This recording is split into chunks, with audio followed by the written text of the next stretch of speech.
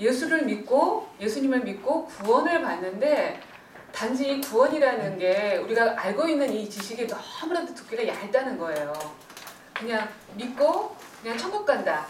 그리고 이 땅에서 열심히 살면 된다라는 이런 막연한 생각으로 갈 때 사실 예수님이 어떤 분인지도 모르고 십자가의 의미가 어떤 건지도 모르고 우리에게 준 이 어마어마한 이 복음의 깊이가 어떤 건지를 모르게 돼요. 그런데 이 매번 이렇게 창세기부터 지금까지 끌고 온 이 성경 이 목록과 이 내용을 볼 때 여러분들이 정말 그 깊이 들어가서 묵상하고 또 캐묻고 또 질문하고 생각하고 고민하고 할 때 그 구원이 우리를 부르신 이 구원이 얼마나 놀라운 건지 감격과 탄성이 나오는 게 많은 거예요. 그런데 그런 것들을 자꾸 우리가 일상이라는 거에 너무나도 놓쳐가지고 자꾸 빠지게 되는데 잠깐 우리가 수업을 들어가기 전에 오늘 저는 이걸 계속해서 몇 번이고 말씀을 드리고 싶었어요. 근데 시간이 계속해서 이렇게 짬이 나질 않았는데 저는 창세기부터 지금 우리가 창세기, 출애굽기, 뭐 민수기, 또 여호수아, 사사기, 사무엘서, 이제 오늘은 이제 열왕기서를 들어가게 되는데 공통적으로 보면은 이 하나님 나라와 하나님의 왕대심을 선포를 하고 있는데 거기에 맞서는 게 사실은 이 마귀가 아니라 사람이에요.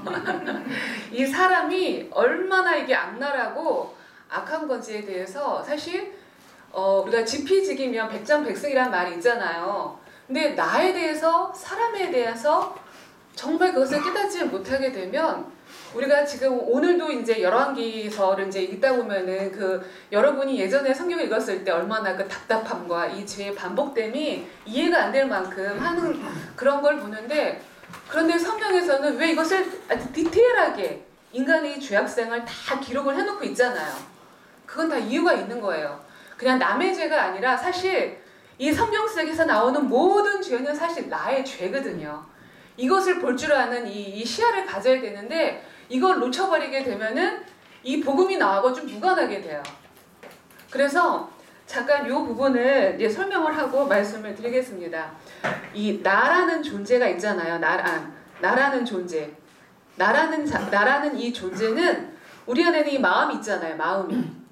마음이라는 게 있고 이 마음을 통해서 우리가 뭐 행복과 뭐 불행도 느끼고 불행도 느끼고 그리고 또 뭐가 있죠? 뭐 희노애락 이런 것들을 우리가 누려요. 그쵸?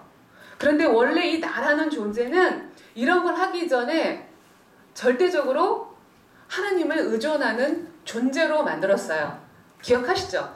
창세기 1장에서 보면은 사람이 지어질 때 하나님은 스스로 계신 분이에요. 누구를 의존하지 않는 스스로 계신 분이시지만 가장 하나님의 형상을 닮은 아름다운 창조물인 사람은 하나님을 절대적으로 의존할 존재로 만들었어요. 하나님이 떠나서는 인간이 아무것도 아니고 하나님이 없이는 인간의 존재 자체가 이 구성이 안 되는 거예요. 그런데 오늘도 이제 이따가 솔로몬의 그 전도서를 읽어보겠지만은 여러분 한번 오늘이 끝나고 나서 집에 가서 한번 전도서를 다시 읽어보세요. 눈물이 날 거예요. 이 솔로몬이 어땠던 사람이죠? 그 하나님 앞에 아버지 그 다윗을 그 기업을 그 어마어마한 막대한 재산과 부와 그 권력과 그 땅과 이 모든 것을 이어받았을 뿐만 아니라 하나님께 큰 지혜를 얻잖아요. 근데 솔로몬이 가졌던 지혜가 성경에 보면은 동방에서 가장 지혜로운 자였고 이스라엘 중에서도 가장 지혜로운 자였고 그리고 여러 나라의 왕의 이름을 대면서 그 왕들보다도 지혜로웠다고 그랬어요. 그래서 솔로몬이 지었던 그 책들이 뭐가 있어요? 아가서가 있고 전도서가 있고 잠언서. 그 내용들이 정말 하나님의 그 지혜가 없다면 말씀을 알지 못하는 쓸 수 없는 그런 글들이에요. 그런데 그랬던 솔로몬이 여러분이 알다시피 초창기에는 이가 굉장히 뛰어난 이 사역을 잘했지만 하반기에는 굉장히 타락을 하고 하나님께 배교를 하죠. 그럴 때 그가 인생 말년에 이 전서들을 쓰는데 그 내용이 헛되도다. 정말 인간이 어떤 해 아래서 하는 모든 수고가 헛된 거에 대한 것을 이 고백을 하잖아요. 그래서 인간이라는 이 존재는 이 하나님을 떠나서는 사실 아무것도 아니고 헛된 존재인 것이라는 것을 이 전도서에 딱 박아놓고 우리로 하여금 깨닫게 해요. 그런데 우리가 알다시피 하나님을 절대적으로 의존하고 하나님 안에서만 있어야 될 존재, 이걸 통해서 세상에 있는 모든 만물들을 정복하고 다스리고 가르치고 일궈야 되는 인간이었던 거예요. 이것이 창세기 1장 2장에 나왔던 본문이잖아요. 그런데 인간이 무엇을 짓게 되죠? 선악과를 따먹으로 말미암아 죄를 짓게 돼요. 인간 안에 죄가 와요. 그래서 이 죄로 말미암아서 하나님과 인간은 분리가 되게 되죠. 분리가. 근데 아까 말했던 것처럼 이 나라는 존재는 우리 안에 이 마음이라는 게 있는데 그냥 스스로는 행복하다, 불행하다, 슬프다, 기쁘다 이런 것들을 화가 난다 이런 것들을 느낄 수 없어요. 맞죠?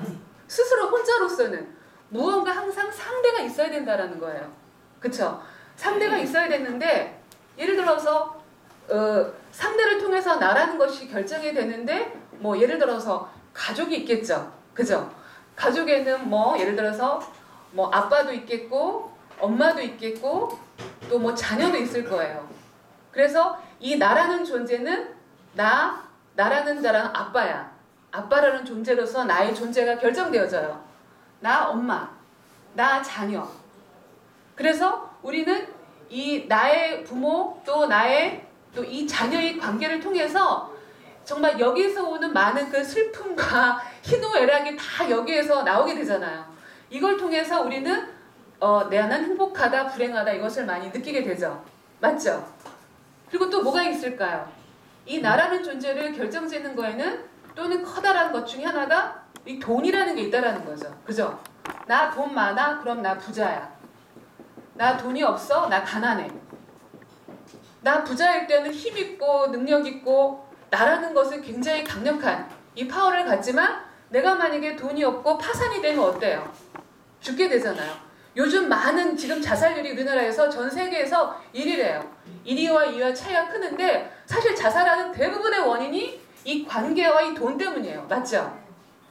대부분의 원인이 아마 돈이 아마 더 클 거예요. 그러니까 이 돈이라는 게 나가 돼버린 거예요. 나가 돼버려서 이거에 대한 유무를 통해서 우리는 행복과 불행이 아니라 결국은 이 목숨까지도 버릴 수 있는 강력한 끈이 된다라는 거죠. 저는 우리가 그때 그 가나안 그 문화에 대해서 얘기할 때 바알과 아세라 상을 숭배하는데 그 중에서 이 몰렉이라는 신이 있었다 그랬잖아요. 사람이 이런 것에 욕망이 얼마나 강한지 이걸 얻기 위해서 자기 자식을 불구덩이에다가도 집어태워 죽이는 게 인간이에요. 사실 이게 나란 말이에요. 이렇게 끔찍한 이런 살인자들일 수가 있을까? 미개하다. 아니에요. 왜 성경이 그것을 자세하게 말하고 있어요? 나라는 존재예요, 이게. 그래서 우리는 이 돈이라는 부분이 아마 평생에 아마 이거 여기서 자유로운 자가 없을 거예요.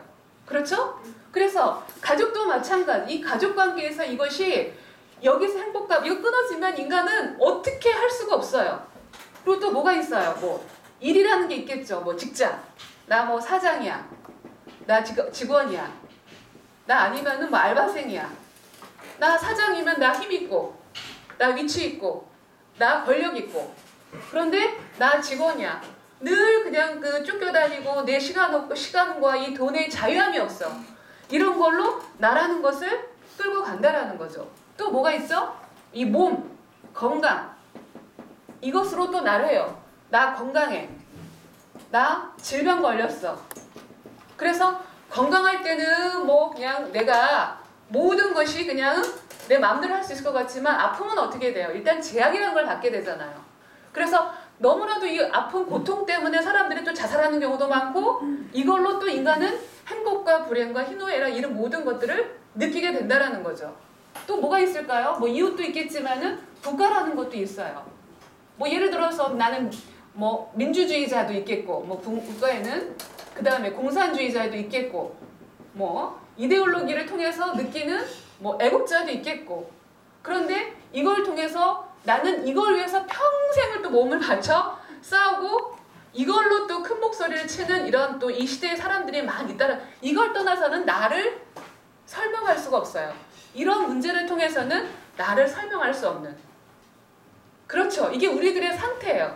그래서 우리가 나라는 존재를 딱 결정 지을 때 이러한 것들로 나는 어떤 자인가 이런 걸로 나를 생각하게 되고 정의하게 되고 이것으로 우리를 말하게 된다라는 것을 보게 돼요.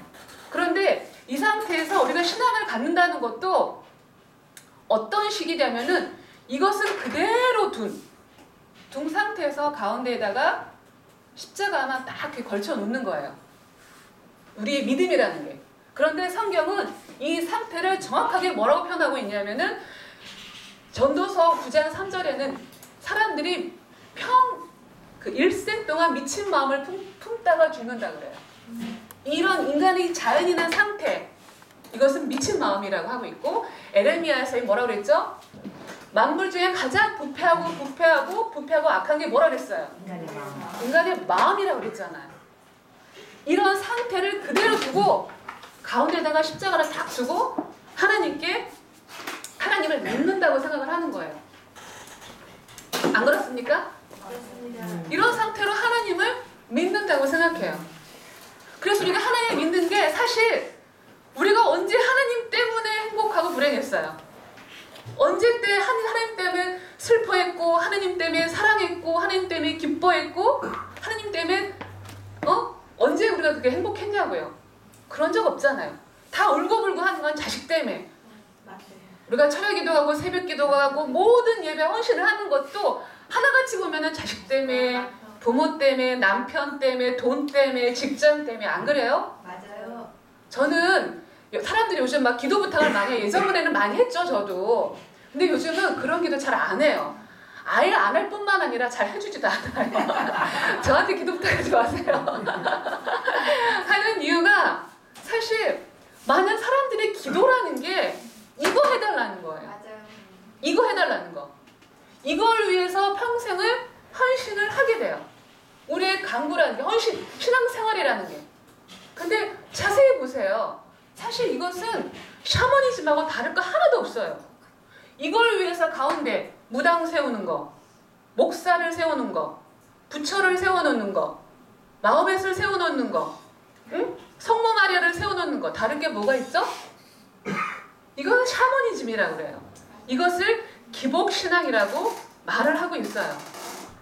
그래서 우리는 이 상태가 벗어나지 않는다고 한다면 우리 몸 밖에, 여전히 하나님은 내 몸 밖에 있고 십자가가 여전히 내 몸 밖에 있어서 십자가가 뭔지 모른다라는 거예요. 그래서 이 교회에서 선포되어야 되는 모든 말씀들은 사실은 죄에 대해서, 의에 대해서, 심판에 대해서 계속해서 말씀을 해야 되는 것이 교회 공동체예요. 이게 기독교예요. 다른 종교는 이런 것을 구하는 게 다른 종교죠. 다른 종교 다 구하는 거 이거 평안하자고 하는 거 아니에요. 기독교는 이런 종교가 아니에요. 기독교는 오히려 이런 것을 낱낱하게 드러내는 게 성경이고, 이걸 통해서 우리가 정말 분리가 되어서 하나님의 온전한 자녀가 되어 하나님의 나라를 이루는 그러한 자로 만드는 것이 기독교라는 거죠. 그런데 많은 사람들은 또 이것을 맡긴대. 하나님한테 맡긴다고 표현을 해요. 생각을 해보세요. 맡길까요? 진짜 이거 어떻게 돼도 다 상관없어요? 내 부모, 내 자식 어떻게 돼도 상관없어요? 나 이 재산 망가져도 상관없어요? 그걸 맡긴다고 표현을 해요. 그리고 또 원래 내 게 어디 있어요? 이게 내 건가요? 적신으로 와서 적신으로 간다고 그랬잖아요. 우리 어차피 빈몸으로 왔다가 죽을 때 빈몸으로 죽어요. 사실 이거 내 거 아니에요. 근데 이게 마치 내가 주인인 양 이걸 맡긴대요. 그러면 진짜 기독교는 뭐냐? 하나님이 어떻게 하는 줄 아세요? 이걸 잘라내는 거예요. 잘라내는 거예요. 망하는 거죠. 이게 은혜예요, 사실. 성경에 있습니다. 마태복음 잠깐 볼까요? 마태복음 10장. 마태복음 10장을 잠깐 보겠습니다. 이게 너무나도 이 패턴이 중요해서 잠깐 이것을 설명을 하고 드리겠습니다. 마태복음 10장 34절로부터 쭉 보실까요? 내가 화평을 주러 온 줄로 아느냐? 내가 뭘 가지고 왔다 그랬죠? 검을 가지고 왔다 그랬어요. 나는 아들이 아비와 또 딸이 어미와 며느리가 시어머니가 다투게 한다. 그러므로 사람의 원수는 자기 집안 식구다. 아마 이 내용을 이해를 못했으면 이 말이 무슨 말인지 몰랐을 거예요. 하나님은 왜 이렇게 무슨 사랑의 하나님이 왜 이렇게 이 분리의 하나님이고 싸우게 하나님일까? 라고 오해를 할 수 있었을 거예요. 근데 인간의 마음의 상태를 이해하지 못하면 이 말이 왜 나오는지 우리가 이해를 못하는 거예요. 그래서 사람의 이 원수가 집안 식구라 그랬어요. 누구든지 나보다 자기 부모와 및 자녀를 더 사랑하는 자는 뭐라 그랬죠? 합당치 않고 원수라 그랬어요. 누구든지 자기 십자가를 지고 나를 쫓지 않는 자도 내 제자가 되지 못한다고 그랬어요. 하나만 더 볼까요? 히브리서 4장 12절. 여러분이 많이 암송하는 말씀이죠. 히브리서 4장 12절. 누가 한번 크게 읽어주시겠어요? 하나님의 말씀은 살았고 운동력이 있어 좌우의 날선 어떤 검보다도 예리하여 힘과 영과 및 관절과 골수를 찔러 쪼개기까지 하며 또 마음의 생각과 뜻을 감찰하나니. 하나님의 말씀은 살아있고 운동력이 있어서 이 칼은 한쪽 날만 있는 걸 칼이라고 그래요. 근데 검은 양날이 있는 걸 칼이라고 그래요. 그래서 보통 사람을 때 검은 그냥 쑥 찔러요. 이렇게. 원래 이렇게 베는 게 아니라 그냥 이렇게 해서. 근데 이 검이 하나님의 말씀이 얼마나 예리한지 혼과 관절과 골수까지 찔러 쪼갤 뿐만 아니라 이 사람의 마음을 감찰한다고 했습니다. 이것을 분리하는 것. 사실 이게 은혜입니다. 근데 우리는 이 분리될 때 하지 말라고 죽으라고 기도하잖아요. 사실 이거 잘라내는 상태가 은혜예요. 여러분 혹시 아세요? 선풍기 아줌마? 선풍기 아줌마 아세요? 저는 직접 그 사람 봤어요. 기름동에 사시는데 깜짝 놀랐었어요. 기름동을 한번 지나가는데 뭐가 얼굴이 커다 난 인형을 이렇게 끌고 가는 괴물 같은 인형을 끌고 지나가는 줄 알았어요. 한 3번 봤는데 봤더니 사람인 거예요. 너무 충격적이었는데 이분이 어느 날 텔레비전에 나오더라고요. 그래서 이 방영이 되어가지고 아시잖아요. 굉장히 아름다운 배우였는데 이렇게 너무나도 많은 성형을 하다가 이 사람이 이렇게 약간 미쳐버렸잖아요. 그래서 그냥 귀신이 이렇게 그 환청이 들리는데 기름을 넣어라 해가지고 뭐만 참기름, 들기름, 뭐 콩기름 이런 거 넣어가지고 얼굴이 이상하게 변형이 된 그런 사람이잖아요. 그런데 그 사람이 이제는 이 TV 세상이 알고 싶다에 나와가지고 많은 사람들이 불쌍해서 기금을 모았어요. 수술을 해주자고.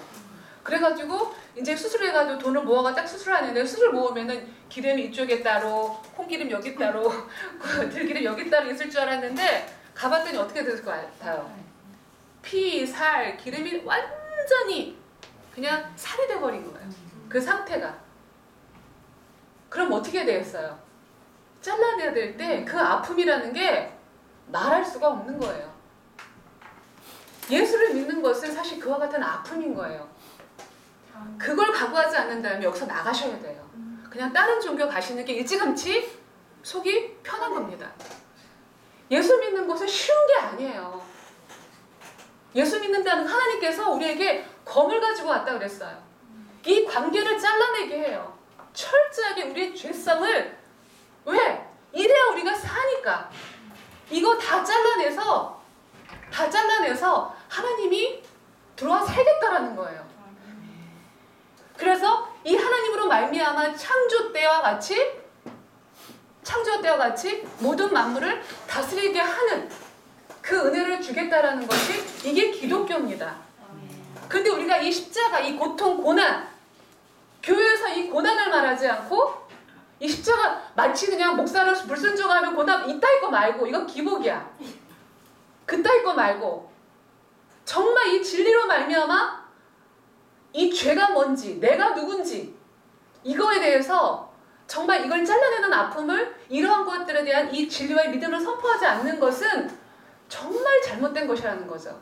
근데 오늘날 교회가 이러한 것을 얼마나 많이 하고 있냐고요. 너무나도 감정적이고 사람들의 마음이 많이 저는 모 교회에서 너무 은혜가 되었다고 굉장히 유명하신 분이에요. 알고 있죠? 갖고 또 이번 주에 한번 설교를 한 두세 번 들어봤는데 뭐 그냥 복음에 큰 벗어나진 않아요. 그런데 막 울고불고 하는 게 보통 찬양하고 기도할 때 막 울게 하는. 근데 저 사람들이 저렇게 울어서 카타르시스는 발견했을 거다. 근데 진짜 본질이 변화됐을까? 저는 그게 참 퀘스천이 되더라고요. 근데 많은 사람들이 아까 이와 같은 상태에서 그냥 겉에만 깨끗하게 그냥 그 깨끗하게 하는 게 뭡니까? 뭔지 아세요? 뭐 기도하고 예배하고 헌금하고 헌신하고 성교까지 나가요. 그러한 것이 되지 않는 상태에서 애국이라는 것도 사실은 죄예요. 우리가 몰라서 그렇지. 우리가 뭐 나라를 사랑하면 아니 하나님을 믿으면 나라를 사랑 물론 맞습니다. 근데 진짜 그 하나님을 떠나서 하는 애국 또한 죄의 상태하고 똑같다라는 거죠. 우리가 이러한 상태에서 지금 창세기부터 쭉 지금까지 이끌고 왔을 때 인간의 이 죄가 면면이 드러나게 되는데 사실 변화되지 않는 게 사실 이것 때문이라는 것을 우리가 이해할 수가 있어요. 맞습니까? 맞습니다. 오늘도 우리가 열왕기 상하를 쭉 읽고 나갈 때 이 내용에서 거의 벗어나지 않는 것들을 보게 됩니다. 그래서 우리가 이제 열왕기 상하를 들어가게 될 터인데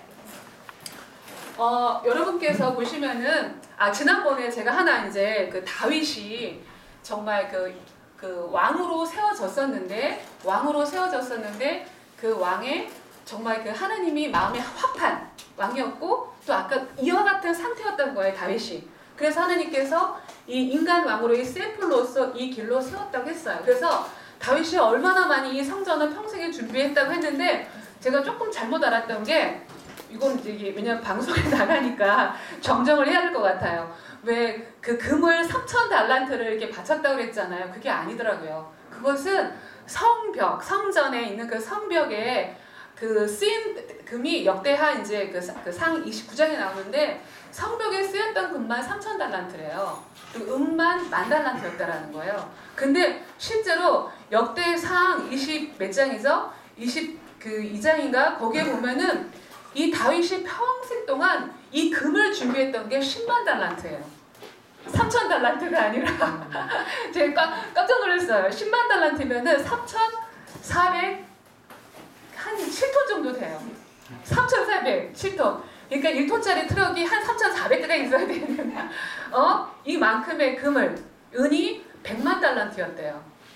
그러니까 너무나도 놀랍죠? 그런데 어쨌든지 간에 이렇게 정말 하나님께 그 언약을 받았을 뿐만 아니라 정말 하나님한테 아낌없이 순종했던 이 다윗의 샘플 이 길로 가지 않고 이제 우리가 열왕기로 들어가게 되는데 열왕기가 어렵다고 생각해요? 쉽다고 생각하세요? 여러분들이 생각할 때 어려웠어요? 쉬웠어요? 그동안 읽었을 때 어려웠어요. 왜 어려웠죠? 난해해요. 그쵸? 왜냐면 어떨 때는 이 뭐 남과 북이 갈라졌다고 하는데 왕의 이름도 비스무리하고 그리고 또 누구를 말하는지도 모르겠고 또 그냥 뭐 대부분 똑같은 말은 그냥 그 조상들과 함께 그냥 함께 죽었더라 이제 이런 말만 반복이 되고 그리고 분명히 이 안에 선지서는 예언서가 들어가 있다고 하는데 또 어떤 이게 들어가 있는지도 모르겠고 굉장히 헷갈린다고 생각을 해요. 그런데 사실 열왕기설이 끝내보면 굉장히 쉽고 재밌다라는 것을 여러분이 알게 될 겁니다. 그래서 우리가 아마 첫 시간에 잠깐 했었던 건데 성경이 66권이 크게 17권의 그 녹색 역사서와 5권의 시가서 그 다음에 17권의 예언서가 있다고 구약이 39권이 저렇게 그 분포되어 있다고 우리가 말을 했잖아요. 그런데 저것의 배열이 우리가 지난번에 나눠줬던 것처럼 이제는 창출, 민수, 사사, 왕 몇 가지 와 있는데 이 열왕기에는 그 12권의 예언서가 들어가 있다고 말했어요. 그냥 이것은 내용은 우리가 알지 말라고 했잖아요. 뭐 지금 그때는 알아도 소용없다. 근데 이제부터 이 12권이 뭔지를 펼칠 거예요. 그리고 이 열왕기에는 잠언, 전도서, 또 이 아가서가 들어가 있고 시편도 일부 들어가 있어요. 솔로몬도 시편을 지었잖아요. 일부 들어가 있는 것을 보게 됩니다. 그래서 이것을 쭉 펼치다 보면은 열왕기서에는 이렇게 그 상하에는 12권에 아마 여러분에게 제가 첫 시간에 나눠줬을 거예요. 12선지서가 예언서가 쭉 있는데 그렇기 때문에 열왕기 상하는 굉장히 중요해요. 이게 섞여 있어서 되게 어렵다고 우리가 생각을 하는데 사실은 굉장히 중요하다는 거. 그래서 우리가 페이지 하면 119페이지 열어볼까요? 열왕기 상하를 딱 열면 마치 뭐와 같냐면 고구마 줄기와 같다라는 거죠. 왜 고구마 어때요? 이파리를 탁 하나 낚아채고 쭉 뽑으면 어때요?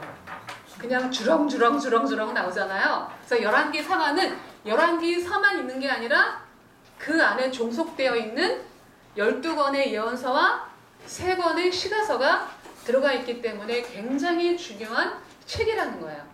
알겠습니까? 그래서 우리가 이제 그 내용으로 들어가 될 거예요. 그래서 우리가 2번, 우리 큰 소리로 한번 읽어볼까요? 큰 소리로 11개 상하의 중요성을 따라하면서 외우기. 읽어봅시다. 시작. 11개 상하는 중요하다. 왜? 15권의 종속 목록을 거느리고 있으니까.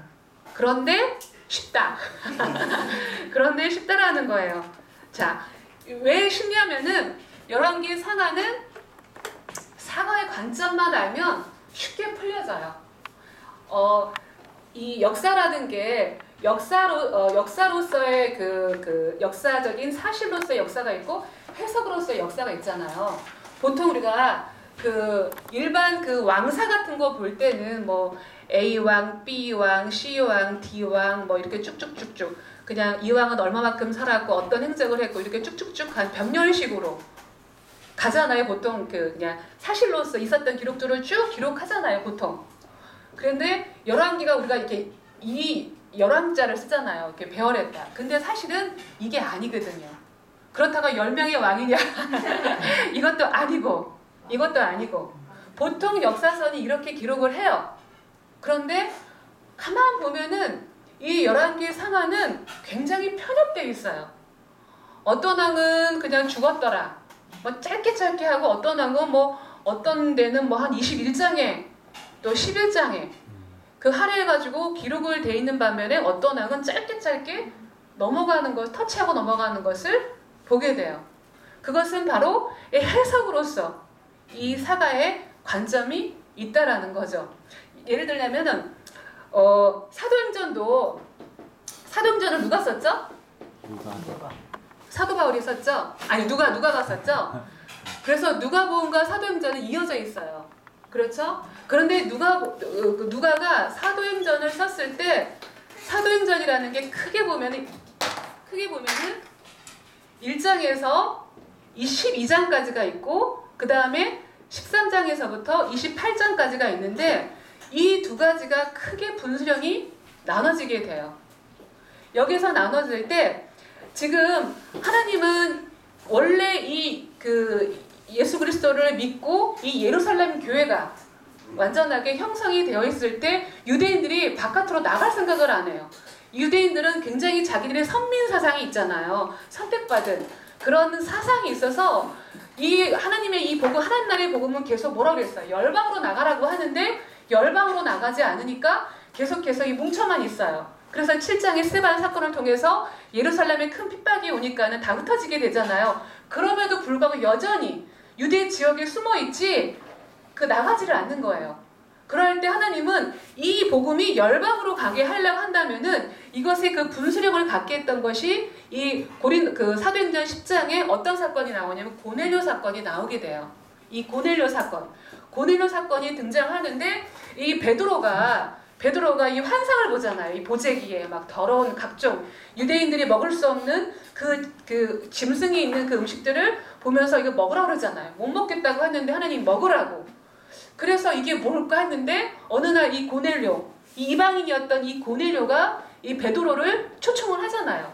그래갖고 이 고넬료에게 이제 초청을 해서 이 하나님을 복음을 증거를 통해서 그러니까 하나님을 믿게 되는데 이 역사가 어떤 것 같냐면은 마치 오순절에 마가의 다락방에서 임했던 성령의 그 기름 부음과 동일한 그 은혜가 이 고넬료 가정에게 전 집안에 임하는 것을 보게 돼요. 그래서 이걸 통해서 이 사도 베드로가 주셨던 이 환상의 의미를 이해하게 돼요.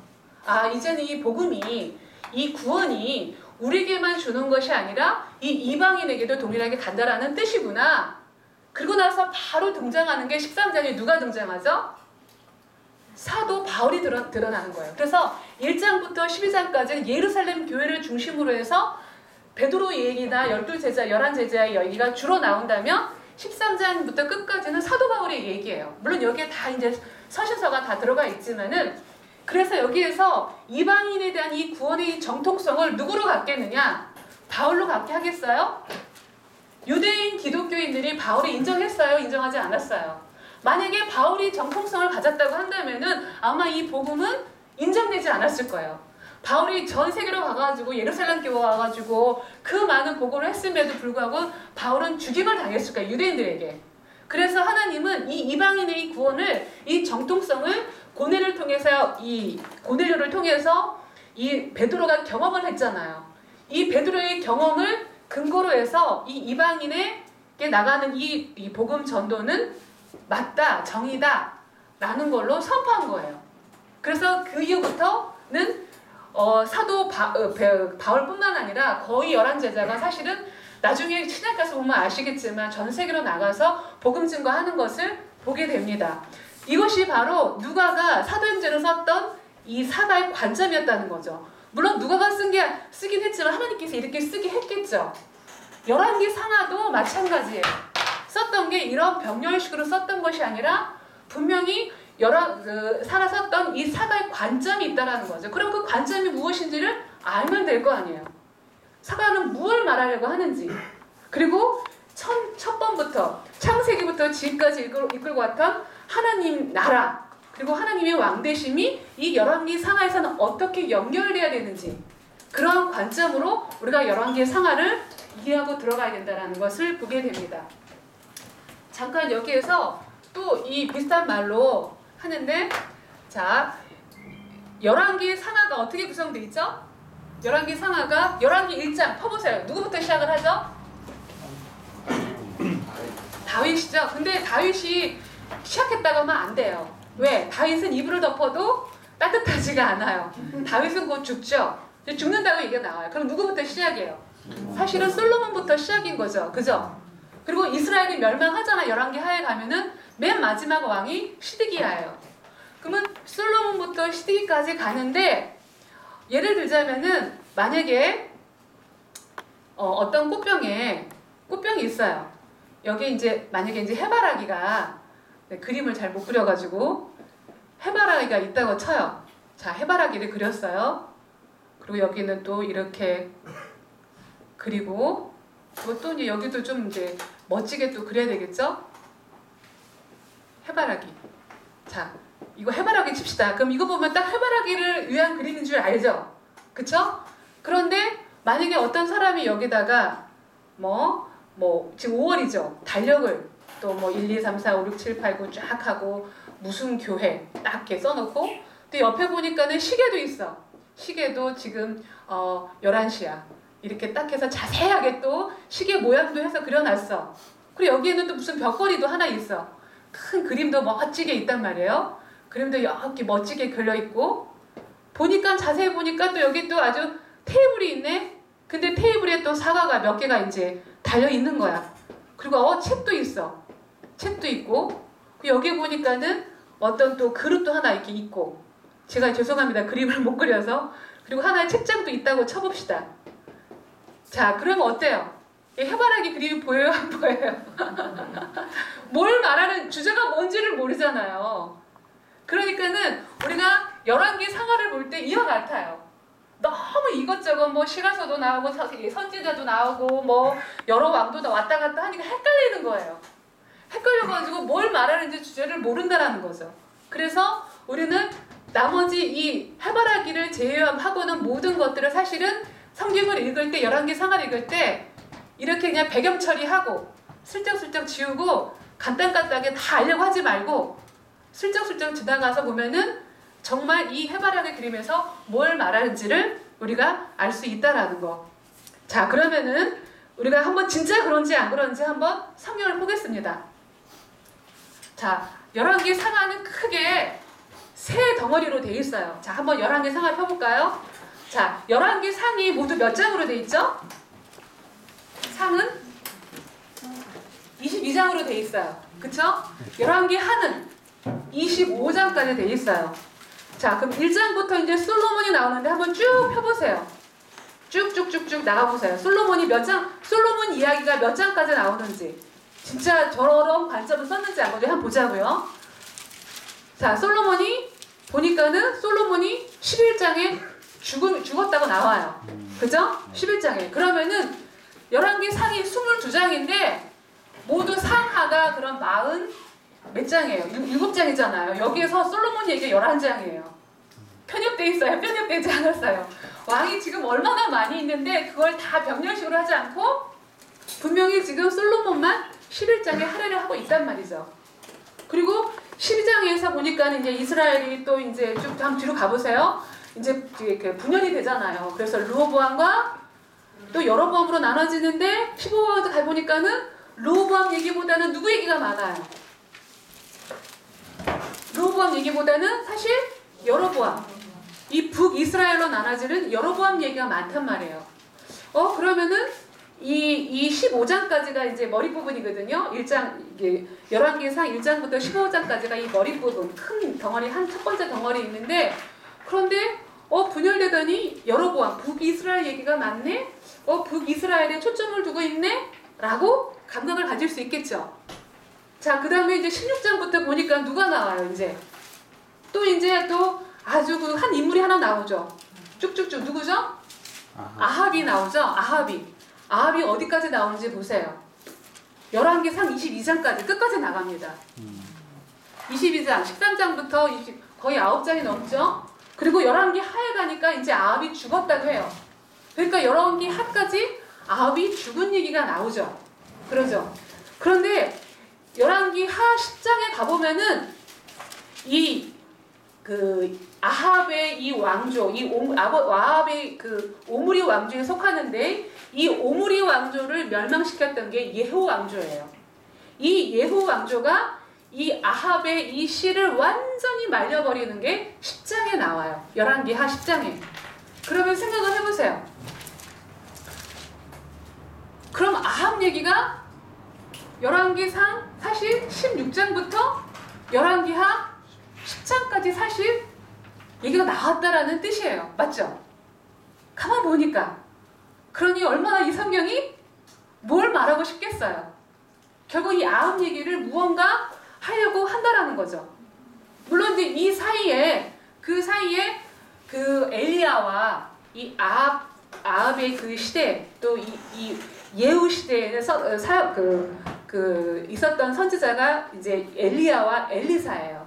엘리야와 엘리사가 이때 가운데 이 하나님을 정말 대적했다. 이 세상 나라의 대표라고 할 수 있는 아합을 대항해서 어떻게 싸웠는지 그런 얘기들이 이 중간 부분에 나와 있겠죠.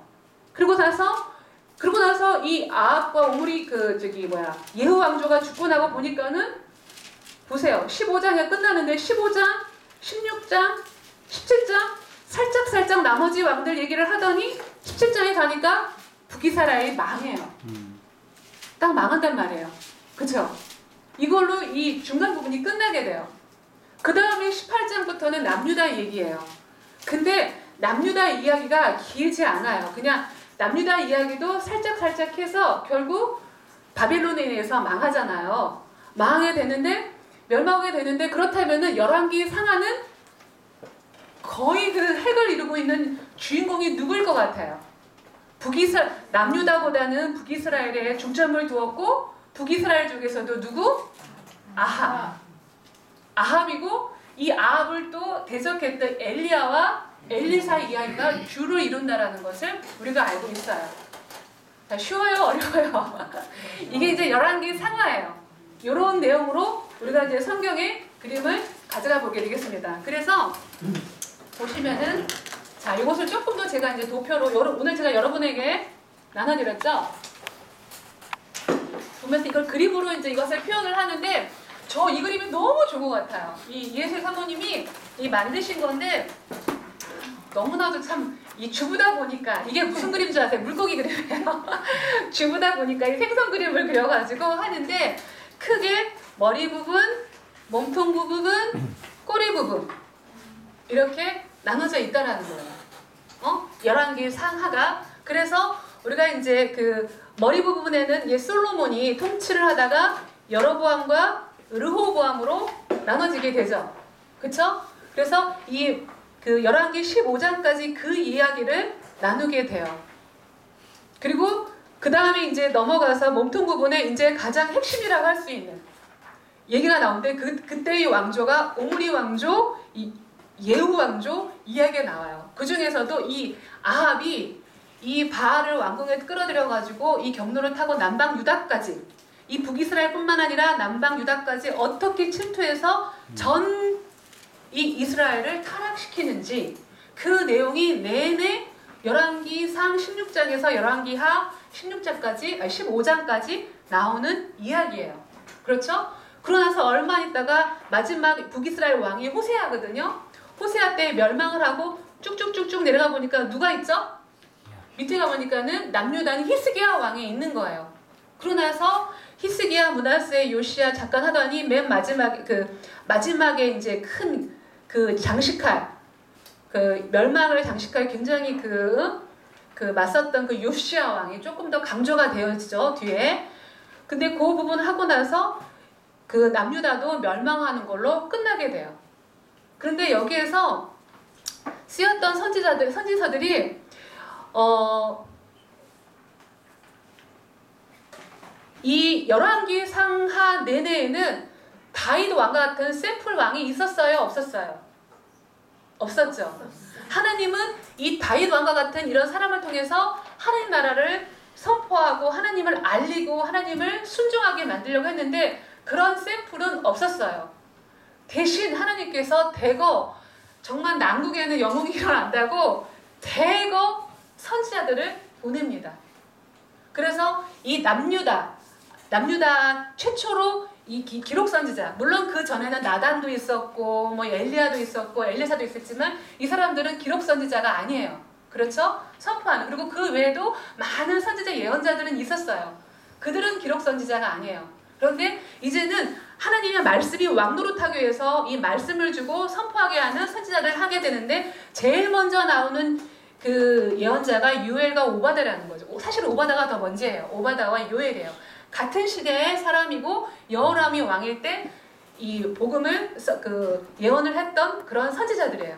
그래서 우리가 보통 요엘서나 오바서가 선지자가 선지자이다 보니까 뒤에 있다 보니까 나중에 있는 선지자인 줄 아는데 아니에요. 최초로 그 기록 선지자였던 거죠. 사실은 이 요엘과 오바다와 또 이 나중에 이 다니엘 때 이 582년에 그 이스라엘이 멸망을 하잖아요. 다니엘 이 에스겔이 있었던 때하고는 이 기간이 300년에 시간이 걸려요. 이 300년 동안에 이렇게 많은 이스라엘이 멸망할 때까지 많은 12명의 선지자들을 보내셔서 선포한다라는 것을 보게 되죠. 그리고 북이스라엘에는 여로보암 2세 때 굉장히 그 타락이 심했었던 북이스라엘 여로보암 2세 때 호세아, 아모스, 요나 이런 선지자들을 보내서 또 하나님께서 어떻게 하나님의 왕대심과 하나님의 나라를 선포했는지 우리가 이 내용을 통해서 봐야 되겠어요. 그 다음에 이제 꼬리 부분에서 남유다에는 더 많은 선지자들을 보내죠. 이제는 진짜 이스라엘이 망하니까, 완전히 망하니까는 여기에서 또 이사야를 축으로 하고 예레미야를 축으로 해서 선지자들을 보내는 것을 보게 됩니다. 그래서 이런 그림으로 우리가 이제 가지고 이해를 해보면 되겠습니다. 자, 그래서 다음에 이제 우리 122페이지를 한번 이제 열어볼게요. 자, 그러면 이제 디테일하게 내용으로 한번 들어가서 볼게요. 자, 그러면은 이제 머리 부분에 해당되는 저 솔로몬일 때 이제 어땠는지, 솔로몬이 왕이 되고 나서 1장부터 10장까지 내용이 뭐냐면은 솔로몬이 왕이 되고 나서 바로 성전을 짓지 않아요. 한 4년 동안에 왕과 여러 가지 이런 것들을 조직이나 이런 것을 정비한 다음에 4년이 지나고 나서 성전을 건축을 합니다. 근데 이 성전을 건축하는데 7년이 걸려요. 그리고 이것만 끝나느냐?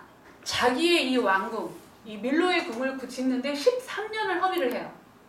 또 이걸로 끝나느냐? 무깃도의 요새라든가 여러 가지 성벽이나 이런 것들을 짓는데 수년을 또 걸립니다. 그러면 솔로몬이 제위했던 기간이 40년이거든요. 40년 중에서 절반 이상, 거의 3분의 2가량을 이 건축에만 매달려 있어요. 그럼 여러분들은 생각을 해야 돼요. 민심이 좋았을까요? 나빴을까요?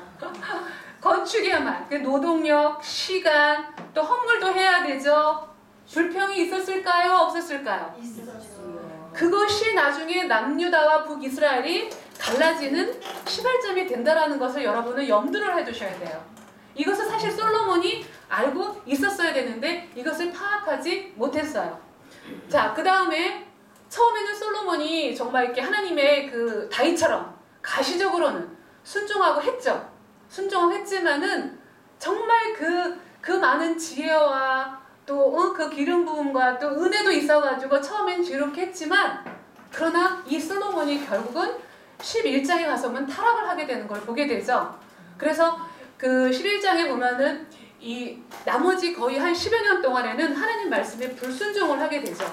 말씀대로 따르지 않고 그 원인 중에 하나가 뭐냐? 이 정략결혼. 여자죠, 여자. 그래서 우리가 이 노아 때도 그랬지만은 이 사람을 타락시킬 수 있는 가장 그 핵 라인이 뭔지 아세요? 사실 결혼이에요.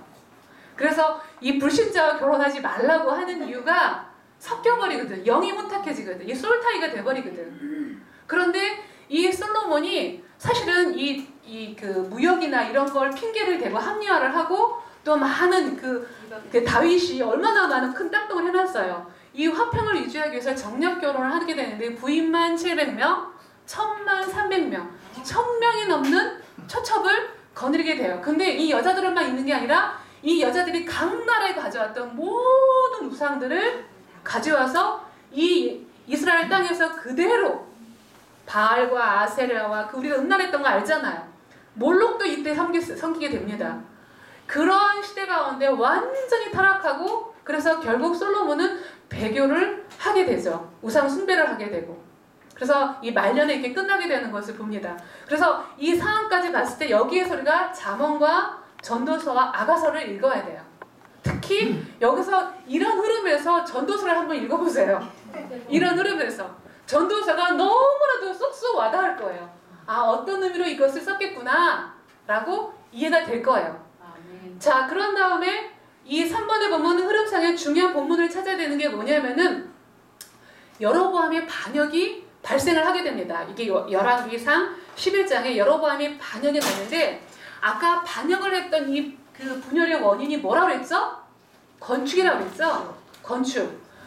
여로보암이 누구예요? 솔로몬의 노동부 장관이에요. 그러니까는 이 노동력을 담당하는 특히 요셉 지파의 이 노동력을 담당했는데 총 노동력을 담당하는 노동부 장관이에요. 그러면 누구보다도 이 사람들의 민심을 알았겠죠. 이해했겠죠. 그러니까는 사람들이 불평과 불만 있는 걸 너무나도 알아요.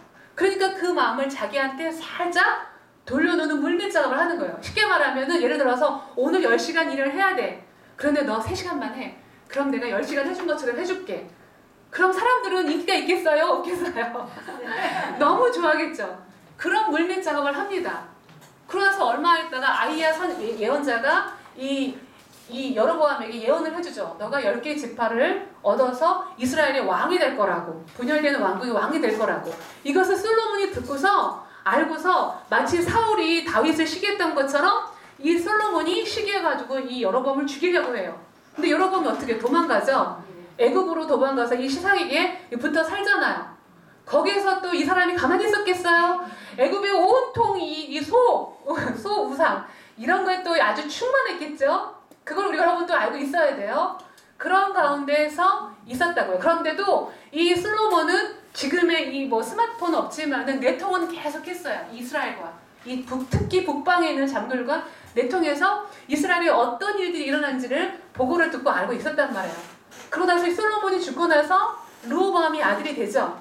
르호보암이 딱 이제 왕이 딱 세겜 땅, 이 세겜 땅에서 딱 왕권을 가지고 올라가니까는 그때서 이제 이 여로보암이 이 소식을 듣고 이 모든 이스라엘에 있는 이 장로들과 데리고 나서 정면으로 이렇게 맞대결을 하는 거예요. 그래서 너희 아버지 이 솔로몬이 줬던 이 노동력과 이 노역, 이 고통, 이 시간 이거에서 우리를 좀 자유롭게 해달라. 그럼 우리가 너를 영원히 르호보암을 우리 왕으로 섬기겠다라고 말을 해요. 이건 진심이었을 거예요. 그런데 그래서 르호보암이 어떠죠? 노인들, 장로들 알잖아요, 여러분들. 회의했을 때는 그 말을 그대로 하라고 그래요. 그러면 왕은 만세수를 누릴 거라고. 그러고 나서 또 좀 이따가 거기다가 자기 또래에 있는 청년 그 친구들하고 했더니 무슨 소리냐고. 이것은 그냥 더 강하게 하라고. 그랬더니 이 르호보암이 와가지고 많은 백성들을 불러 모아놓고 하는 말이 뭐냐? 내 아버지 솔로몬이 허리보다 내 새끼손가락이 굵기가 더 굵다. 내 아버지가 채찍으로 너희를 다스렸다면 나는 너희를 정갈로 다스리겠다. 이런 어마무시한 말을 하게 됩니다. 그러고 나니까는 백성들이 어떻게 했어요? 가뜩이나 완전히 골물대로 고파가지고 터질 지경인데 그럴 때 백성들은 중요한 말을 합니다. 그게 바로 열왕기상 12장 16절에 나와 있어요. 이 박스 안에 있죠? 우리가 쉽게 말해 우리가 다윗의 집과 무슨 상관이 있느냐? 그게 바로 이 책 122페이지 밑에 있는 박스에 있는 내용이에요. 한마디로 이 10개 있는 지파의 이 사람들이 다윗으로 말미암아 계보로 타고 내려오던 이 왕권 있잖아요. 그 왕권에 종속되어 내가 살지 않겠다. 너는 너희대로 가고 우리는 우리대로 가겠다. 하고서 10개의 지파가 분리되어 나옵니다. 그래서 여로보암을 왕을 세우고 격에 이제 무서워가지고 이 르호보암이 이 예루살렘으로 도망을 내려와요. 그래서 겨우 정말 예루살렘으로 내려와가지고 이 남유다, 이 베냐민 지파 이렇게 두 지파를 통해서 남유다, 그 북이스라엘로 나눠지는데 여기서 알아야 되는 게 그러면 이 이후부터 여로보암과 르호보암으로 갈라진 이후부터 북쪽은 이스라엘이라고 해요. 북이스라엘, 이스라엘. 남쪽은 유다, 남유다라고 하는데 앞으로 그 이후에 이거에 대해 성경은 그냥 이스라엘은 통일왕국했던 그 이스라엘로 생각하시면 안 돼요. 그렇죠? 그냥 이스라엘이란 말이 나오면 북이스라엘, 유다 하면 남유다라고 여러분은 열왕기상하, 역대상하를 읽을 땐 그것을 가지고 있어야 된다는 거죠. 그렇죠? 그렇게 해서 그렇게 이제 그 나눠지게 되는 것을 보게 되고 그 다음에 이제 여로보암이 이제 두동강에 나가지고 이제 이 다윗과 솔로몬과 르호보암에 있는 이 다윗의 이 족보가 10개 지파가 다 잃어버리는 사건이 터지고 나서 이제 여로보암이 이제 왕이 되는데 이제 생각을 해보세요. 이제 에브라임 산지 이 세겜 땅에서 여로보암이 그 왕을 갖게 되는데 이 북이스라엘의 경기가 이 단에서부터 이 사회 이쪽 있잖아요. 베델 여기까지가 이 북이스라엘이 차지하는 땅이 되고 나머지가 남유다의 땅이 돼요. 그런데 생각을 해보세요. 거의 20몇 년 동안 성전과 건물을 다 지었어요. 성전이 아까 보세요. 다윗이 얼마나 아까 그 뭐 10만 달란트, 100만 달란트 뭐 어마어마한 그런 것으로 이 솔로몬 성전이 얼마나 아름다웠겠어요. 그런데 그렇게 해서 하나님께 그 보기만 해도 은혜가 되고 했던 그 예배를 북이스라엘 사람은 드릴 수 있어요? 없어요? 그러니까 어떻게 되겠어요? 드릴 수가 없게 되면은 이 마음이 처음에는 이 르호보암에게 화가 나가지고 했겠지만 하나님을 예배를 드리고 싶은데 무언가 장소가 없으니까 조금만 세겜 땅에서 밑에만 내려보니까 솔로몬 성전이 휘황찬란하게 보이는데 가고 싶겠어요? 안 가고 싶겠어요? 가고 싶겠죠. 마치 우리가 추라하고 헌금을 해가지고 어마어마한 큰 교회당을 지었는데 지금 모 교회가 이렇게 분리가 돼가지고 안에서 예배드리고 밖에서 드리고 얼마나 그 헌금 다 하고 그 시간 드리고 기도하고 했는데 내가 거기서 예배드릴 수 없다고 한다면 얼마나 억울하겠어요. 이 마음을 여로보암이 알았던 거죠. 그러니까는 여로보암이 그래서 이제 어떻게 할까 궁리를 해가지고 이 민심을 수습해야겠다. 근데 이 여로보암이 알던 것은 저 애굽에서 배웠던 이 소신상, 이 애굽에서 했던 그거밖에 없는 거야. 그래서 저 단과 이 베델에 경계 두 군데다가 딱 소를 해놓고 마치 출애굽기 때 아론이 그 금신상, 소신상, 이 금신상을 해놓고서 이게 그 출애굽 시켰던 이 저 홍해에서 너희를 살렸던 하나님이다 했던 것처럼 똑같이 여로보암이 그 얘기를 선포를 하게 됩니다. 그리고 그것만이 한 게 아니라 종교를 완전히 변종 종교를 만들어요. 그래가지고 이제 이 제사장은 누가 세워져야 되죠? 레인이 세워야 되잖아요. 근데 레인이 보니까는 소에다가 절해. 그러니까 레인이 다 도망갔을 거 아니에요. 그러니까는 레인만 제사장이 될 수 있는데 일반인에게 막 제사장을 세우고 그리고 막 절기도 막 날짜를 비스무리하게 이것을 바꾸게 되고 그리고 또한 이 국교와 이 종교와 기독교, 아니 종교와 이 국가를 분리를 해요. 원래 그 분리된 나라는 아니잖아요. 하나님 나라는 제사장의 나라잖아요. 분리된 하나된 나라인데 이걸 분리를 하게 되고 그래서 굉장히 전 민족을 이스라엘 백성들을 타락시키는 주범이 돼요. 그래서 여기에서 아주 큰 마치 무슨 별명과 같이 나왔던 게 뭐냐? 느봇의 아들 여로보암의 죄라는 거예요. 느봇의 아들 여로보암의 죄. 이게 뭐냐면은 앞으로 북방 이스라엘은 이와 같이 갈 거라는 겁니다. 여기에서 벗어나지를 못한다라는 거예요. 그래서 성경에서 계속해서 왕들이 나올 때 여로보암의 길을 떠나지 않았더라. 여로보암의 길을 그대로 따랐다라는 말이 계속 나오는 게 이게 하나의 어떤 여로보암이 가는 길의 어떤 시조가 돼버리는 거예요. 이 반역하는. 이게 북방 이스라엘 내내 이 흐름으로 여러분은 열왕기 상하를 읽으셔야 된다라는 거죠. 그래서 이 내용으로 보게 되면은 여기에서 이 여로보암의 이 죄가 뭐냐? 한마디로 혼합주의예요. 혼합주의. 비스무리한 혼합주의. 왜냐? 이게 참 무서운 게 이 비스무리한 이 혼합주의가 사실은 멸망의 엔진이라는 거예요. 우리가 보통 왜 그러잖아요. 술은 안 마셔. 그런데 뭐 취할 정도만 아니면 돼.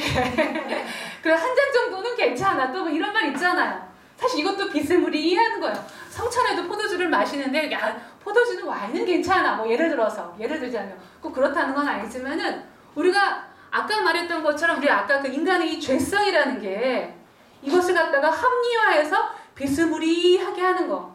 사실 그 자체가 죄거든요. 그런데 그러한 상태로 가는 것이 멸망의 엔진이 된다라는 것을 보게 돼요.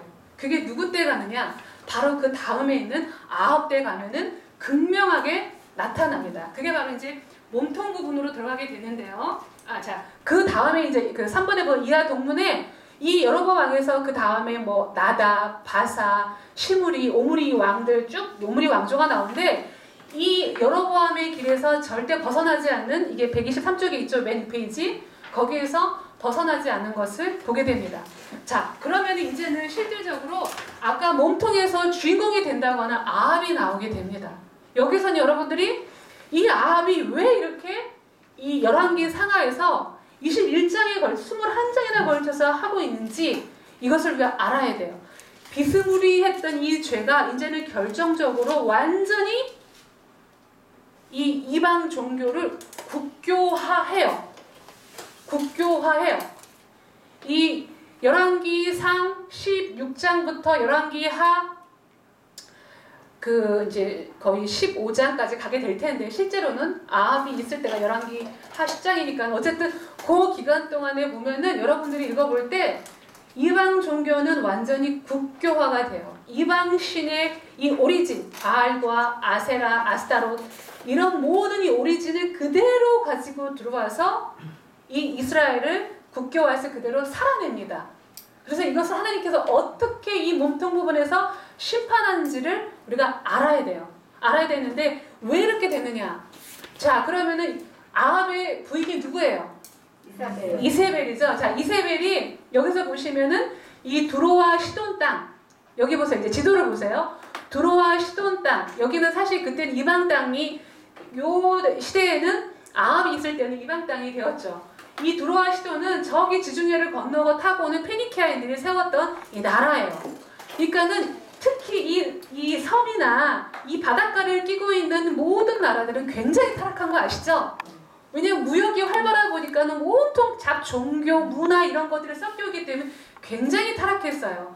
여기 두로와 시돈 땅의 공주예요. 딸이었단 말이에요. 이 이세벨을 부인으로 맞이를 하게 돼요. 그래서 이 이세벨이 저기 바알과 아세라를 가지고 다 가지고 와서 하는데 이 이세벨이 얼마나 아까 말했던 것처럼 이 결혼, 이 피섞임 이걸 통해서 그것이 하나의 엔진이 되어가지고 얼마나 이 하나님 나라가 쉽게 너무나도 허무하게 접목히는지 이 아합 시대를 보면 우리가 이해할 수 있다는 것을 보게 됩니다. 그래서 마치 비가 흙이 내리면 어때요? 땅이 비옥해져서 많은 풍성한 열매를 내고 또 암소와 또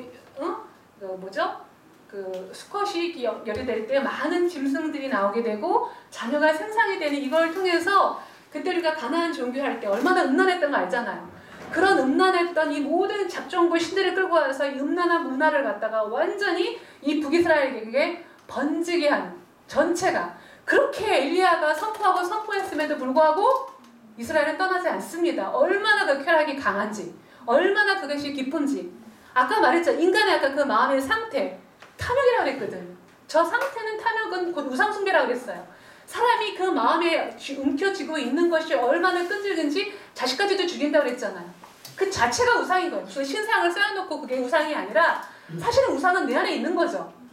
그런 인간이 있다 보니까 그런 것을 문화로 이끌다 보니까 이 북이스라엘 얼마나 타락을 했는지 그뿐만이 아니라 우리가 알겠지만은 이 이세벨은 굉장히 바알과 아세라 이 종교에 아주 그냥 은혜를 많이 받은 여자예요. 이 갈멜산에서 왜 850명 그 싸웠을 때 그 850명의 제사장들이 어때요? 이방 제사장들이 몸에 피를 내고 막 그때 우리가 인도에서 막 그냥 그게 혼미하게 완전히 혼미하게 그냥 간 상태 그래서 마약까지 한다고 그랬잖아요. 그래갖고 막 미쳐버린 귀신 들리는 거야 한마디로. 그러다가 이상한 기적도 해낸다고 그랬잖아. 그런 체험을 사실 이 이세벨이 많이 한 거예요. 너무너무 은혜를 받은 여자예요. 너무너무 이걸 사랑해서 이 바알과 아세라를 이 국교뿐만 아니라 이걸 통해서 전 세계로 또한 전파를 하려 야심이 있던 여자였어요. 무엇을 보면 아느냐? 바알과 아세라의 신학을 만들어요. 신학교를 세워요. 그러니까 바알 제사장 450명, 아세라 제사장 400명을 녹을 줘요. 이 월급까지 주면서 이 왕의 상에서 같이 먹고 그래서 이것을 전파하게 만들고 그렇게 하게 되는 그런 악행을 하게 되고 뿐만 아니라 이 하나님의 제사장들, 하나님의 이 예언자들을 아주 무자비하게 수백 명을 죽이게 되잖아요. 그러니까 나중에 엘리야가 나만 남았다고 얼마나 많은 이 선지자와 제사장을 죽여버렸는지 그런 악행을 했던 그래서 그 시대가 굉장히 이 믿는 자들은 고난당하는 그런 때였다라는 거죠. 그래서 이 아합의 죄는 여로보암의 길보다는 훨씬 더 심각하게 가게 되었고 바알과 아세라를 통해서 이스라엘을 타락시켰다라는 것을 보게 됩니다. 그런데 여기에서만 끝나는 게 아니라 자 이제 오늘 제가 또 하나 나눠드릴 때 요람도표를 잠깐 봐야 돼요. 여러분이 요람도표 이거 굉장히 중요합니다. 이건 같이 보고 하겠습니다.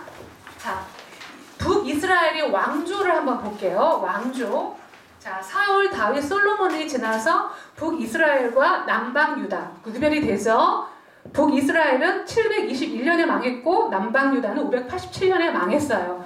근데 북이스라엘은 남방 유다는 오로지 다윗 한 계열로만 같은 계열로만 그 왕권이 이어지는데 북이스라엘은 모두 19명인데 왕조가 9번이나 바뀌어요. 그러니까 구테타가 9번이나 바뀐 거예요. 이해하시겠죠? 그래서 여로보암이 먼저 왕이 되었고 그 아들 나답이 세워진 다음에 이 바사라는 사람이 반역을 해서 왕이 돼요.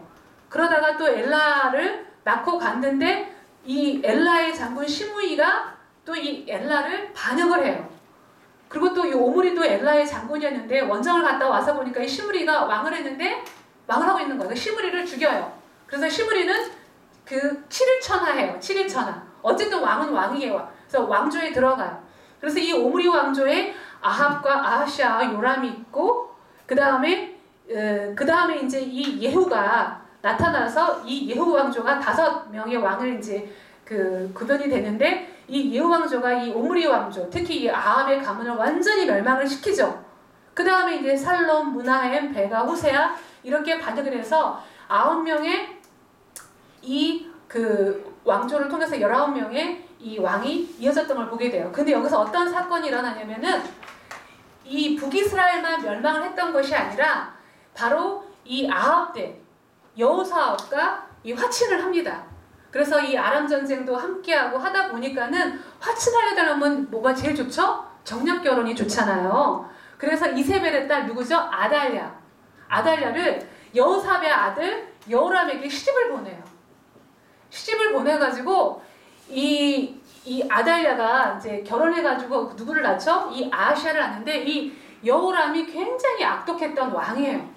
이 남유다, 이제 남유다로 가보세요. 여호람 있죠? 남유다에 있는 이 여호람이 굉장히 악독했던 이 왕이에요. 이 사람이 굉장히 그 바알과 아세라를 섬길 뿐만 아니라 자기 그 왕위를 위해서 모든 형제들을 다 죽이고, 그리고 죽이는 그런 일들이 일어나게 되고, 그 다음에 이제 여호람이 죽고 그 아들 아하시아가 죽으니까 이 아달랴가 자기 아들과 남편이 죽고 보니까 어떻게 되느냐, 구테타를 이 여자가 잠깐 한 6년 동안 여왕이 됩니다. 그러니까 다윗의 족보가 끊겨지게 생긴 거예요.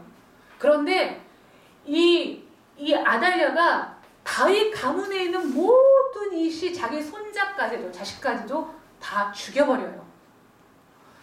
그러면 이 죽이려고 할 때, 죽여서 여왕이 될 때 마치 측천무인가? 중국에 남편까지 다 죽여버리고 지가 여왕이 되잖아요.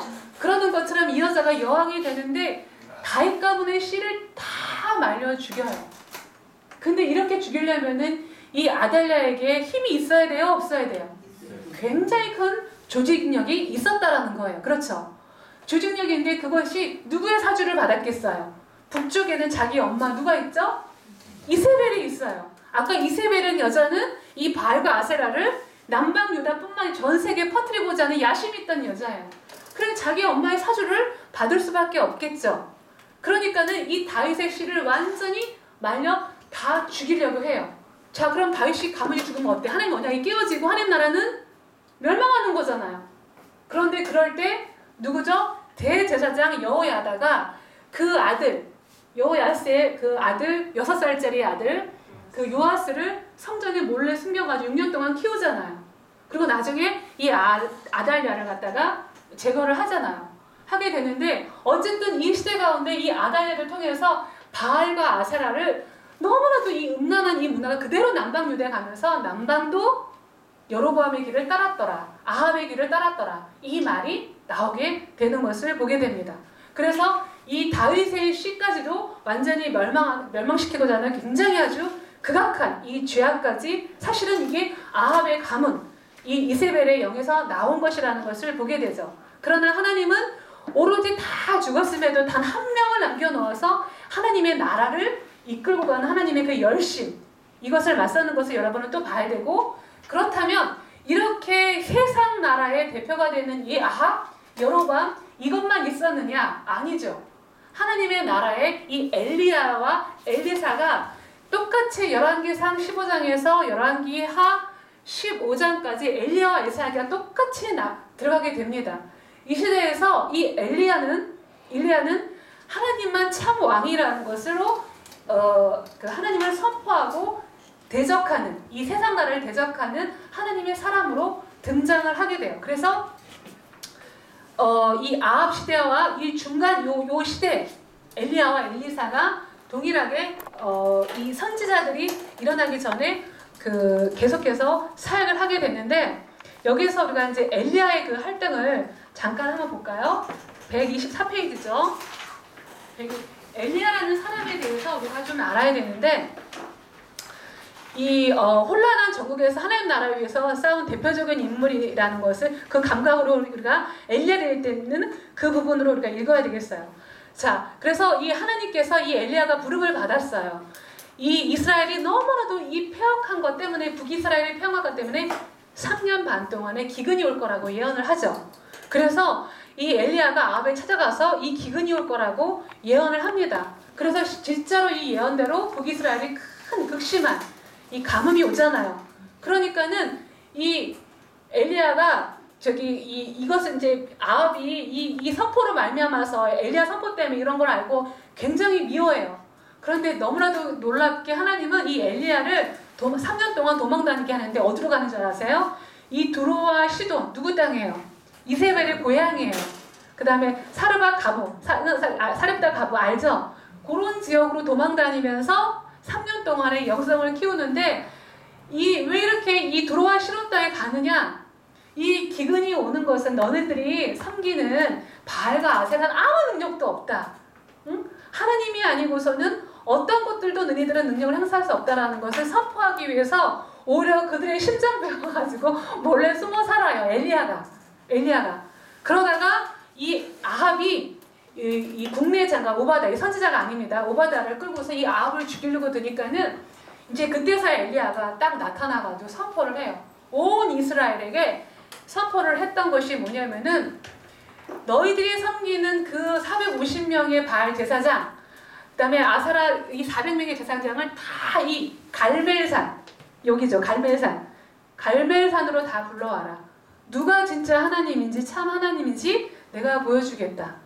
그러니 3년 동안 이 엘리야가 하나님을 아합을 피해 다니면서 얼마나 많이 기도하고 말씀을 보고 모세처럼 그렇게 정말 영성을 키웠겠어요.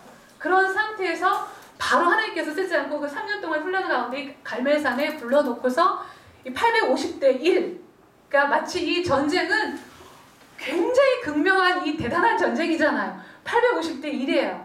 그때 이 850명이 이 재단을 그대로 쌓아놓고 불을 내리게 하려고 하는데 불을 못 내리잖아요. 막 자기를 자해하고 피를 흘리고 온갖 해도 아무 일이 일어나지 않잖아요.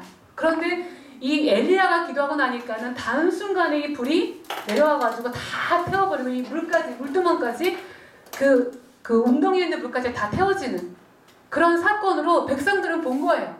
왜? 모든 백성을 다 불러내놓고 선포하겠으니까. 그래서 백성들이 그때 하나님이 여호와가 진짜 우리의 하나님이구나, 왕이구나 라고 선포를 해요. 그래서 엘리야가 그 850명의 그 제사장들을 다 그 세겜 어디에 가가지고 죽여라. 다 죽여버리잖아요. 자, 죽이니까는 이것을 본 이 이세벨이 좋아하겠어요? 싫어하겠어요? 그거 알고 계세요? 그 상태에서 얼마 안 있다가 또 이 갈멜산에서 이제는 이 가뭄을 끝이게 하는 기도를 하는 거예요. 그러고 나서. 그래가지고 아시죠? 그냥 7번 땅에 엎드려가지고 막 기도를 하는데 아마 이 갈멜산 기도할 때 이 앞에 있는 바다는 지중해예요. 그러니까는 이제 그 엘리사가 봤을 거야. 저 구름이 이제 주먹만하게 올라오는 것을 봤다라는 그 감각으로 여러분 여기서 한번 이 말씀을 읽어보셔야 돼요. 지중해에서 오는 저 정말 이 구름 한 조각에 가뭄이 내렸는데 백성들이 그렇다고 순종을 했을까요? 안 했을까요? 변동이 없는 거예요. 잠깐 그 기적을 보고 그때뿐이에요. 뿐만 아니라 자기가 그렇게 사랑하는 850명의 제사장들을 다 죽여버리니까는 이세벨이 어떻게 했겠어요? 이를 갈죠. 서슬퍼라니 그냥 이를 가고 이 엘리야를 죽였다고. 엘리야는 너무나도 허탈한 거예요. 그렇게 기적과 이사를 행했음을 불구하고 백성들이 말을 듣지 않고 여전히 죽이려 하고 도망가는 거야. 이제 도망가서 이제 하나님께 날 죽이라. 죽여 이제 이 얘기를 하잖아요. 근데 하나님이 죽이셨나요? 먹어라. 그 까마귀를 통해서 따뜻한 떡을 갖다 주고 그냥 먹어라. 그냥 더 피해라 이제. 그래가지고 어디까지 가는 줄 아세요? 저 밑에 있던 시내산, 호렙산. 누가 있던 곳이죠? 누가 하나님을 만났던 곳? 모세가 만났던. 거기까지 내려가는 거예요. 갖고 나만 살았다고 죽여달라고. 그런데 하나님 뭐라 그러죠? 나에게 바라게 무릎 꿇지 않는 7,000일을 내가 두었다고. 네가 일하는 거 아니라고. 그리고서 여기서 40주 40냐 기도했던 내용, 폭풍 속에 세미한 음성 다 여기서 나오는 거예요. 그런데 너무나도 이 엘리야가 여기에서 어떤 사건이 일어나냐면은 그 하나님은 엉뚱하게 이 3가지 예언을 합니다. 누구냐? 바로 예언을 하는데 아람왕 하사엘. 그때는 아람이 이스라엘 속해서는 나중에 반영을 하거든요. 하사엘. 이 사람은 누구냐? 나중에 이 아합을 죽이는 왕이 돼요. 그 하사엘을 왕으로 세워라. 또 두 번째 예후. 아까 오므리 왕조를 멸망시켰던 게 예후라고 그랬잖아요. 예후를 세워서 이스라엘 왕으로 삼아라. 그럼 예후는 누구를 죽였느냐? 아합의 씨를 말렸고 이세벨을 죽였어요. 이세벨을 죽겠단 말이에요. 그러니까는 그 사람을 죽여라. 세워라. 그 다음에 너 아니어도 너 다음 세대 엘리야를 세워라. 이렇게 하는 거예요. 엘리사를 세워라. 그러니까는 우리가 주의 사역은 내 세대는 내가 책임지는 거야. 내가 나 이후에까지 아는 내 세대에만 너만 잘하세요. 너만 잘하세요 하면 되는 거예요. 남을 신경 쓰지 말고. 그러면은 이 시대에 할 때 하나님은 하나님의 열심으로 하나님의 일을 하시겠다라는 거예요. 결국 이렇게 악행을 했던 이 아합감을 완전히 멸망시킬 그 다음 세대들을 하나님께서 세우고 그리고 엘리야는 승천을 하게 되죠. 승천을 하게 돼요. 그래서 엘리야 이 선지자라는 이 의미를 우리가 조금 알아야 되는 게 이 신약에서 이 엘리야는 굉장히 우리가 중요한 게 우리가 왜 이 모세의 아니 예수님 제자들이 그 예수님과 함께 그 산에 갔을 때 초막 셋을 짓는데 하나는 모세를 위해, 하나는 엘리야를 위해, 하나는 예수님을 위해 직접 그러잖아요. 이 이스라엘 백성들 가운데에는 이 굉장히 이 존경하고 믿고 따르는 그 심장부에 있는 그 선지자는 모세, 스승은 모세와 엘리야예요. 그 정도이고 또 엘리야는 누구냐면은 앞으로 엘리야가 죽고 나고 나면 오게 되는 이 기록 선지자들의 모델이게 됩니다. 모델. 그래서 하나님의 사역을 하다 보면은 때로는 하나님의 일 때문에 환경적으로, 육체적으로, 영적으로 영적으로 많은 고통이 있지만은 결국 하나님의 열심으로 그 시대마다 이끌고 갈 거라는 그 대표적인 선지자로 하나님께서 이 엘리야를 쓰게 되는 것을 보게 돼요. 그래서 이제는 그 두 샘플이 되었던 아합과 엘리야의 죽음이 완전히 극명하게 차이가 나게 되죠. 아합은 어떻게 죽죠? 아람 전쟁에서 하사엘에서 죽는데 이 아이야라는 예언자가 예언했던 대로 그 피를 걔가 핥죠. 걔가 핥게 되는 그대로 처참하게 죽고 부인은 더 처참해요. 걔들의 밥이 돼요.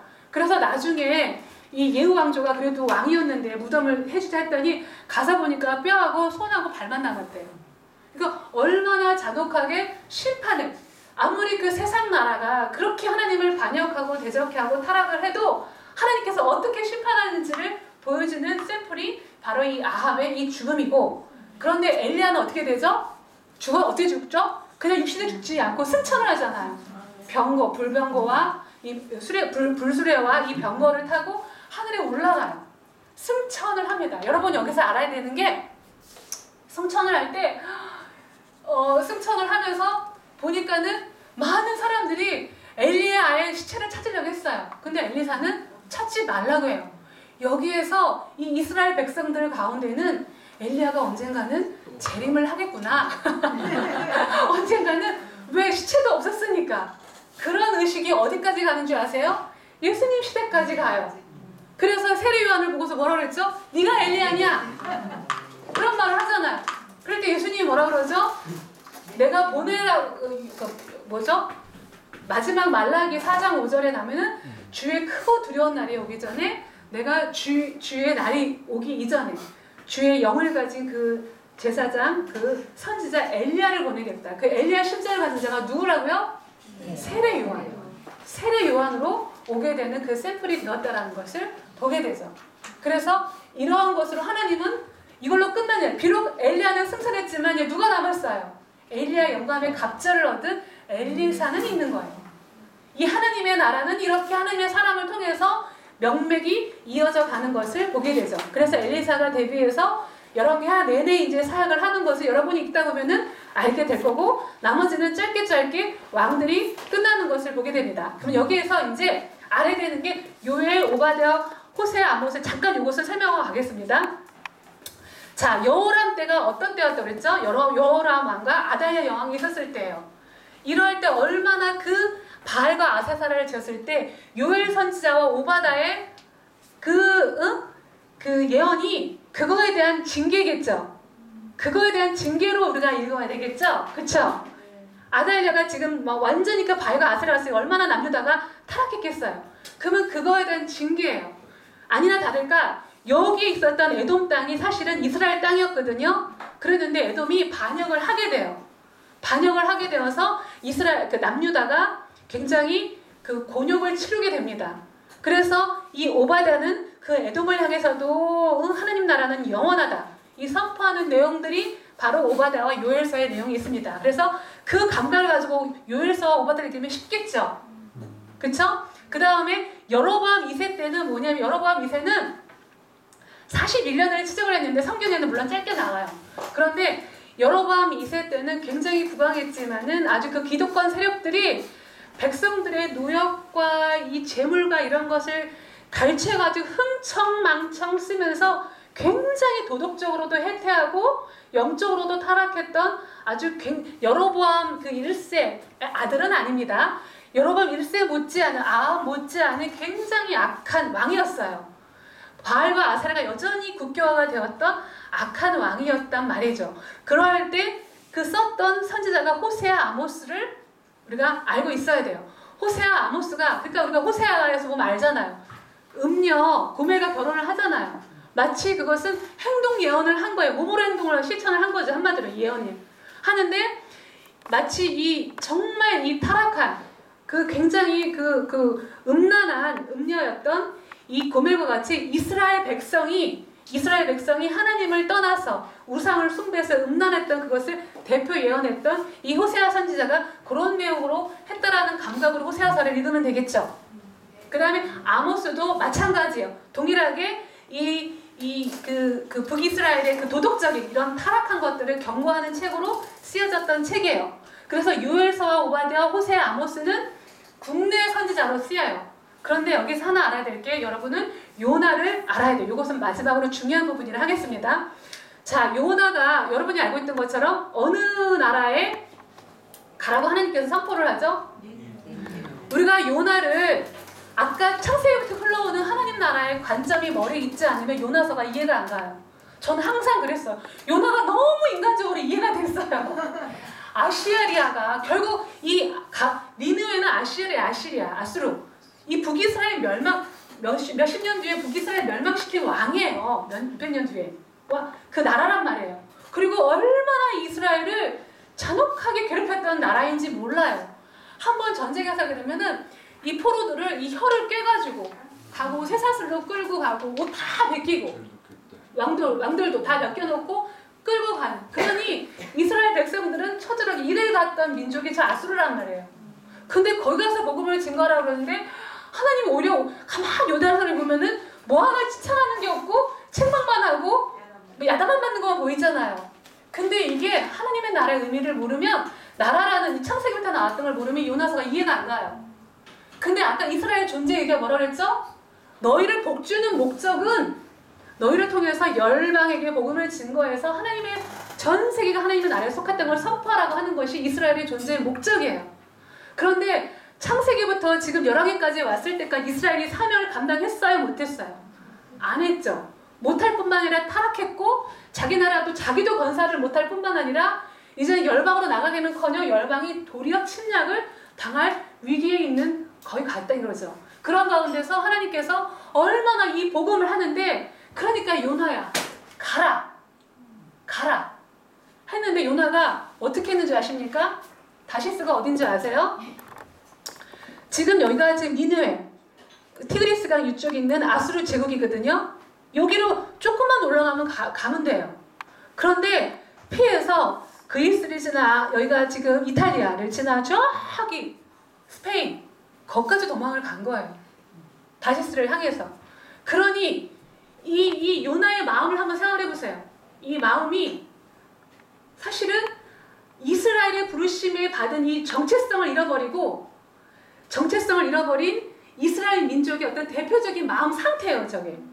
또 무엇을 보면 알 수 있느냐? 니네 땅이 어쨌든 그냥 물고기 뱃속 그건 그냥 나가고 니네 갔어요. 3일 길을 걸을 수 있는 그 길을 하루 만에 걷잖아요. 한 마리 건성건성 했다는 거예요. 그리고 떠나지도 않고 초막을 지어놓고 이제 명할망하나 안 망하나 이제 그걸 보려고 사실은 기쁘게 사실 있었던 거예요. 근데 멸망했어요? 안 했어요? 안 했어요. 그러니까 이 요나가 막 화를 내잖아요. 그래요, 하나님은 좋으신 분이시고 사랑의 하나님이고 개나 소나 다 그냥 구원하실지요만 하고서 하나님을 막 그냥 악다구니를 하잖아요. 그러니까는 하나님의 마음을 모르면 요나의 이것을 이해를 못하는 거예요. 이게 바로 이스라엘 백성의 사실은 그 사실 정체성이 얼마나 이렇게 잘못됐는지를 고발하는 게 요나서라는 거죠. 그래서 요나서 읽을 때 사실 눈물이 나야 돼. 우리는 하나님의 마음이 얼마나 외로웠을까, 얼마나 슬펐을까, 이걸 봐야 된다라는 거죠. 그리고 예수님도 나중에 이 악하고 음란한 세대가 기사와 표적을 구하나 요나의 표적 외에는 구할 게 없다 그랬잖아요. 기사와 이적이 뭐가 있어요? 요나의 표적, 물고기 뱃속에 3일 동안에 죽을 지경에 있다가 건져냈던 거 십자가 아닙니까? 그거 외에는 내가 나타낼 게 없다라고 말했던 게 바로 여기에서 나오는 거예요.